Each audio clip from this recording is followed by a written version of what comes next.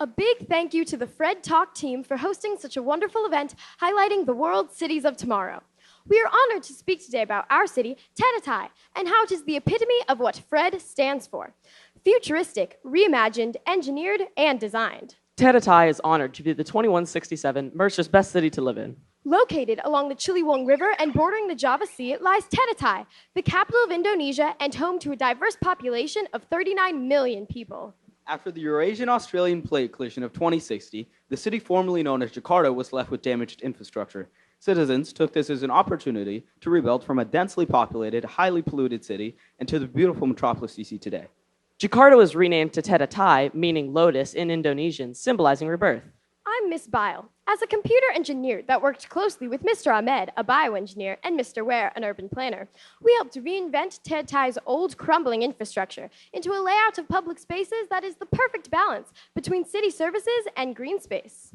The water lotus route visually inspired Tetetai's walkable, compact, and transit-oriented city plan, LOTUS, or Link of Transcommunal Urban Systems. The system utilizes hundreds of lotus cells, each containing 3 residential circles, 24 public spaces, and 1 transportation hub. Jakarta regularly battled flooding. To address this, Tetetai's urban planners implemented pocket parks, which apply bioretention in a system of bioswale rain gardens. Our city planners and civil engineers are quite proud of the fact that they use public spaces to solve Tetetai's water management problem. Sociologists have found that our public spaces have vastly improved the cultural divide in our city by creating a venue for our citizens to interact and share their cultures. The public spaces are cleaned regularly to prevent illnesses and diseases among our citizens. Tetetai also utilizes state-of-the-art medical facilities and public health programs. Residents visit the doctor twice a year and are scanned by nanobots. These bots are introduced into the bloodstream and can provide an instant bioanalysis of the patient. Through placemaking, city leaders increase social cohesion by moving industrial areas further away from residential areas, giving citizens a more pleasing environment to interact. This did become a trade-off by increasing the commute, but it helped keep everyone happy and healthy. In addition to health, education is also a top priority in Tetetai. Each student is given an immersive interactive environment device, or IIED. Using these, students can explore their lessons firsthand via virtual reality. They also use artificial intelligence modules, which tailor each lesson to each student's particular skill level. Just last week, my daughter had an IIED lesson on nuclear fusion, which took her on an adventure to explore our sun, where she gained new insight on fusion and energy. Hey, I think you might have a future nuclear engineer right there. In Tetetai, nuclear, electrical, mechanical, and material engineers innovated the power sources. The majority of power in Tetetai comes from helium-3 fusion, wind, and solar surfacing. But energy isn't the only thing we innovated. We also innovated our public spaces. We knew we had to tackle the massive cleanup of one of our most polluted areas, the Ciliwung River. But now, the Ciliwung River is a thriving ecosystem and a popular public space known as the Riverwalk. It is cleaned using a series of sensors that filter out pollutants and aquatic drones that remove larger debris. After this, chemical waste is disposed of using synthetic bacteria. The great thing about this bacteria is that it has been genetically modified to provide light through bioluminescence. And through this, the entire Riverwalk area is lit by biotubes. To reduce the effects of erosion and make the Riverwalk area aesthetically pleasing, we planted vegetation along the banks of the river. But this presented a problem. Because of pollution, the soil surrounding the river was nutrient poor and the plants were having difficulty growing. Dun-dun-dun! Bioengineers and the engineering process to the rescue! I worked with a team of botanists and geneticists and learned the specifics of the problem. We brainstormed solutions and decided to capitalize on the symbiotic relationship between native plants and fungi. We used mycorrhizal fungi to help certain plants increase absorption efficiency of water and nutrients. We first tried one type of fungi, but it only worked for about half the plants we wanted. We knew we had to redesign. So we solved our problem by genetically engineering the fungi catering to specific plants. Now we have native Indonesian trees to provide shade and reduce erosion along the Riverwalk. The discovery was then shared with other scientists working on growing plants in polluted areas, all thanks to the fungus among us. What? I was just trying to be a fun guy. Okay, moving on. Let's talk about transportation. To reduce pollution, electrical engineers came up with a train system called Langit Melati, or LM, which is a low-friction maglev, to travel throughout the city intercontinentally in between towns. We knew the environmental benefits of eliminating cars would come with the trade-off of having to retrain our transportation-related workforce. Luckily, our adult education system addressed this problem by offering alternative career training and placement services. With our new transportation system, the Decarlo Byway, an 8-lane highway that formed an 138-kilometer loop around the city, was no longer needed. The The Public Space Administration collaborated with civil engineers and urban planners to transform the Beltway into an expansive interactive park called Jalan Raya Park, or JRP. This park is amazing. The JRP applies reactive reality technology to create an interactive tactile experience. There are 6 automated entry points located along the JRP. These distribute biodegradable reactive reality patches which are placed behind the ear. These create a variety of virtual interactive biomes, or VIBs, which can simulate multiple weather conditions and terrains. The VIBs also coincide with your real-world surroundings, so while you're running in the Swiss Alps, you don't run into the wall. You take a VIB patch at an entrance and then decide where you want to go. Maybe you feel like climbing Mount Everest or inviting friends to go surfing at the beach. Whatever you feel like doing, reactive reality can simulate it through gravitational impulse machines and immersive virtual reality.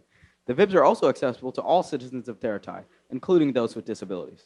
But not only is the JRP a place where people can visit other biomes, it's also a beautiful park in its own right, filled with native flora and fauna, as well as the use of biomimicry in the form of our self-cleaning lotus and paint and earthquake-resistant maglev tracks. If citizens want to unplug, they can enjoy walking and biking paths along the inner loop. Residents and tourists use hover walkways to access different areas of the JRP once they enter the park. The JRP has become a popular tourist attraction, so much so that it has created a new revenue stream for Teratai. City leaders have committed 20% of JRP's profit to maintaining and upgrading all public spaces. This revenue has been a blessing because the cost of rebuilding Teratai was tremendous. The UN Fund for a Sustainable Future funded initial investments, while tariffs on our high-tech exports and profit from JRP paid for the rest. This revenue helped to create the beautiful public spaces that make Teratai a perfect city of tomorrow. Thank you again for having me speak at the Fred Talk. We hope to see you soon in the Lotus Blossom of Indonesia, Teratai.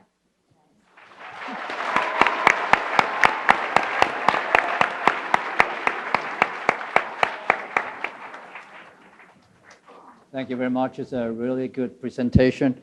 My first question is, what trade-offs and compromises did you make while designing your city's public areas? As we said, we had to re-educate our transportation-related workforce because there weren't any cars, in fact, in our new city, and all those people got moved into designing and improving our maglev. Another trade-off in our city was that we wanted to move industrial zones further away, and the reason why this was a trade-off was because it took longer to commute for citizens who usually walked places, so they had to take our Lenggit Melati, which does travel extremely fast to get there efficiently. It also took a lot of money to rebuild Teratai, and so we still have some of that debt, but that debt is due to be paid off in the next 5 years.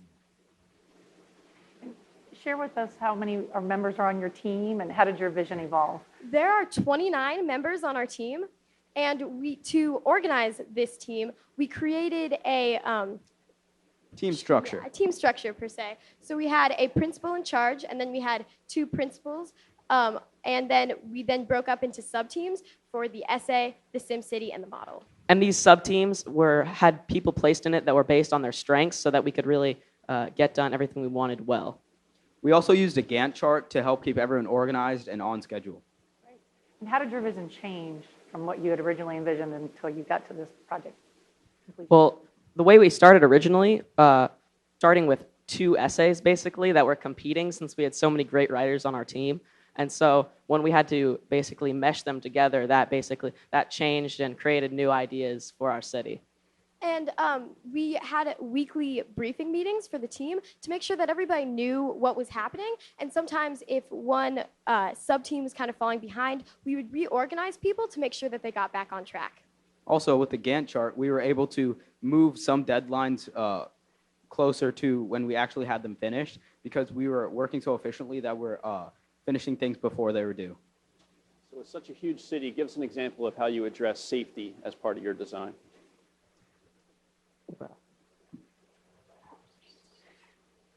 Safety is a big part of our city. So one measure we've taken is by providing fighting drones that spray fire retardant material foam onto fires if any were to be detected by our infrared sensors.